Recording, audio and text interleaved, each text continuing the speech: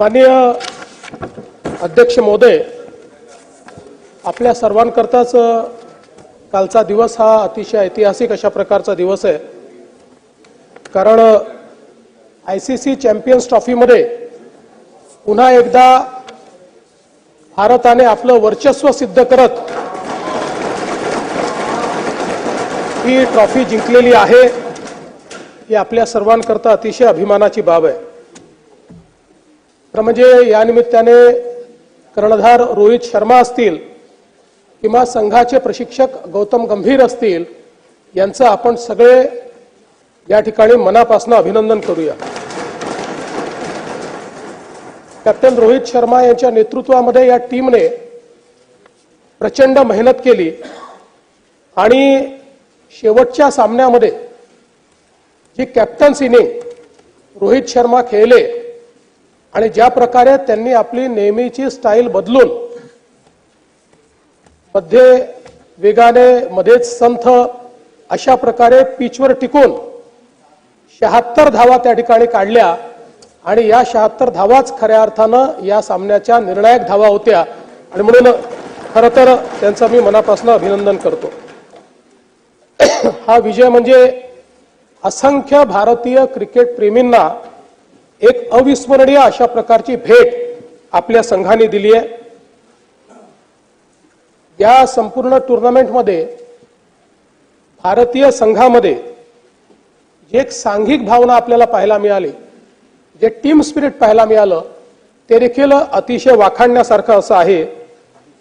आणि विशेष आनंद या करता आहे की चॅम्पियन्स ट्रॉफी सातत्याने आपल्याला हुलकावणी देत होती आणि मागच्या वेळेसचं एक शल्य देखील आपल्या मनामध्ये होतं, पण ते शल्य आपण या ठिकाणी काल पूर्ण करू शकलो आणि लागोपाठ 2 आयसीसी चॅम्पियनशिप, एक मागच्या वर्षी आणि एक या वर्षी, मागच्या वर्षी T20ची, या वर्षी 50 ओव्हर्सची, अशा दोन्ही जिंकणारा भारत हा एकमेव देश या ठिकाणी झालेला आहे।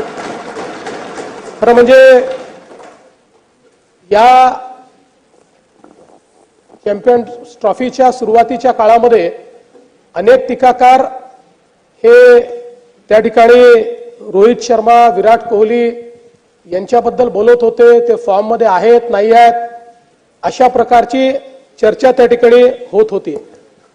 पण फॉर्म हा टेम्पररी असतो, जो क्लास असतो तो परमनंट असतो, हे या दोघांनी या ठिकाणी दाखवून दिलं। आणि ज्या प्रकारची क्लासी बॅटिंग आपल्याला रोहित शर्मांकडनं आणि त्याच्या आधीच्या सामन्यांमध्ये विराट कोहलींकडनं पाहायला मिळाली, मला असं वाटतं की त्यांनी दाखवून दिलं की अनुभवी पण यंग अशा प्रकारचेच खेळाडू हे दोघं त्या ठिकाणी आहेत। वरुण चक्रवर्ती या खेळाडूचं मला विशेष कौतुक करावं असं वाटतं। आपल्या शालेय जीवनामध्ये ते क्रिकेट खेळले, परंतु त्यानंतर ते आर्किटेक्ट झाले। दुर्दैवाने थोडं क्रिकेटशी नातं तुटलं, त्यांनी आर्किटेक्ट म्हणून नोकरी केली, पण त्यांच्या रक्तात क्रिकेट होतं, पुन्हा क्रिकेटकडे वळले आणि आज त्यांच्या फिरकीपुढे सगळेच्या सगळे त्या ठिकाणी नेस्तनाबूत झाले आणि त्यांनी आपण काय आहोत हे या निमित्ताने निश्चितपणे आपल्याला दाखवून दिलं। आपल्याला कल्पना आहे की वरुण चक्रवर्ती असतील किंवा कुलदीप यादव असतील, यांनी ज्या प्रकारची गोलंदाजी केलेली आहे, अतिशय महत्त्वाच्या क्षणी त्यांनी महत्त्वाच्या विकेट्स काढत समोरचे जे संघ आहेत त्या संघांना मोठ्या प्रमाणात अडचणीत आणलं। आणि काल तर आपण सगळ्यांनी बघितलं की 4 फिरकीपटू घेऊन आपण खेळलो आणि चौघांनीही एक प्रकारे संघाला त्या ठिकाणी न्यूझीलंडच्या बांधण्याचं काम हे मोठ्या प्रमाणात या ठिकाणी केलेलं आपण बघितलं। आणि म्हणूनच काही युवा तर काही अनुभवी अशा खेळाडूंचा हा जो संघ होता हा अतिशय उत्तम अशा प्रकारचा संघ होता। आपल्याला कल्पना आहे की 1983 साली पहिल्यांदा आपण जेव्हा वर्ल्ड कप जिंकलो, कपिल देव यांच्या नेतृत्वाखाली तो क्षण हा खरं म्हणजे भारतीय क्रिकेटचा वॉटरशेड मुवमेंट होता आणि त्यानंतर भारतीय क्रिकेटने कधी वळून बघितलं नाही. 83 सालची भारताची टीम जी त्या ठिकाणी इंग्लंडला गेली होती आणि लंडनमध्ये त्या ठिकाणी खेळणार होती, त्यावेळी त्या टीम बद्दल असं बोललं गेलं की हे पर्यटनाकरता चालले आहेत, एखाद दुसरी मॅच खेळतील, हारतील आणि परत येतील.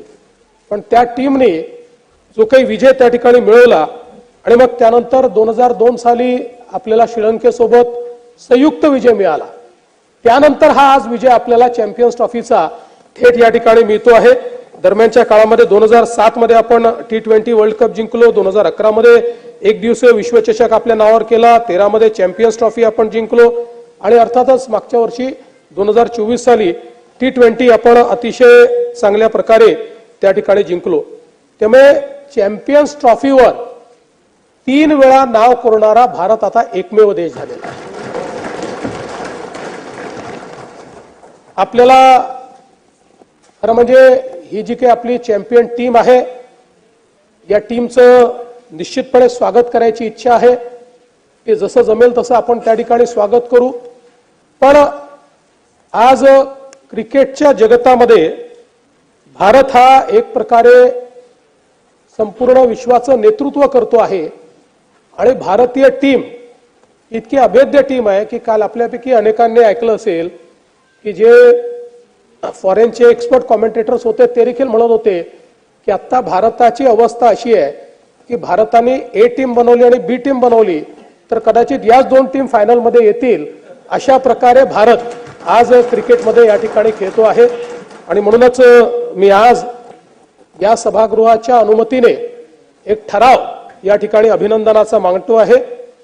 हा ठराव आपण या ठिकाणी पास करूया आणि माझी अध्यक्षांना विनंती असेल की हा ठराव एक प्रशस्तीपत्र रूपाने, त्यात काही सुधारणा असतील तर ते आपल्या अधिकाऱ्याचे सुधारणा करून आपण टीमच्या प्रत्येक प्लेयरला पाठवले पाहिजे की महाराष्ट्र विधानसभेने केलेला हा ठराव आहे आणि हा आपल्या अभिनंदनाचा अशा प्रकारचा ठराव या ठिकाणी आला पाहिजे.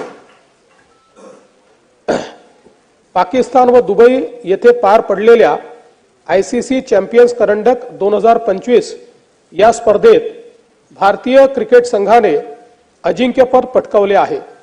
त्याबद्दल भारतीय क्रिकेट संघाचे अभिनंदन करण्याचा प्रस्ताव मी या ठिकाणी मांडतो. पाकिस्तान व दुबई येथे पार पडलेल्या ICC चॅम्पियन्स करंडक क्रिकेट स्पर्धेत विश्वविजेता ठरल्याबद्दल भारतीय क्रिकेट संघाचे हे सभागृह अभिनंदन करीत आहे.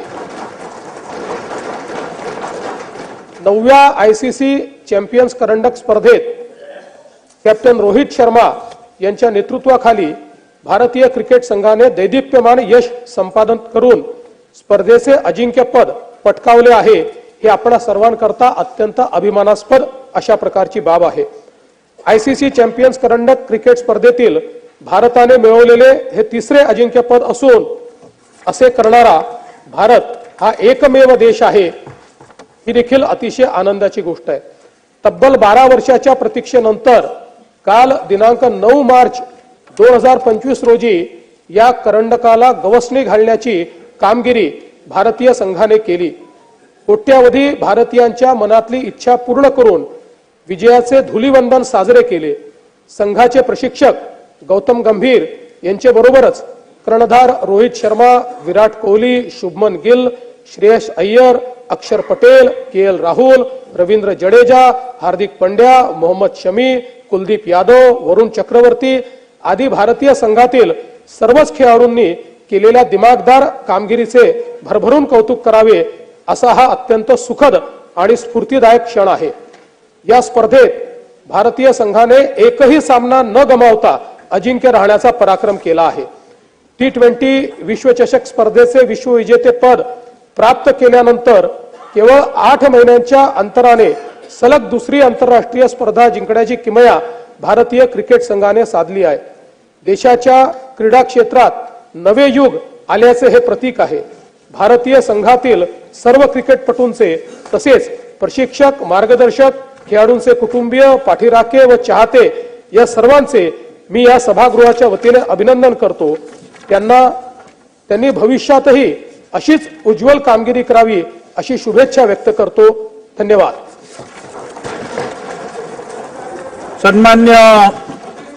सन्मान्य मुख्यमंत्री महोदयांनी जो अभिनंदनाचा प्रस्ताव मांडलेला आहे त्या ठरावाला आपण सर्वजणांनी संमत करावं अशी विनंती आहे. ठराव एकमताने संमत झाला आणि सन्मान्य मुख्यमंत्र्यांनी सांगितल्याप्रमाणे इकडे विनंती केल्याप्रमाणे या संदर्भात या टीमच्या सर्व खेळाडूंना हा ठराव पाठवण्याची व्यवस्था केली जाईल.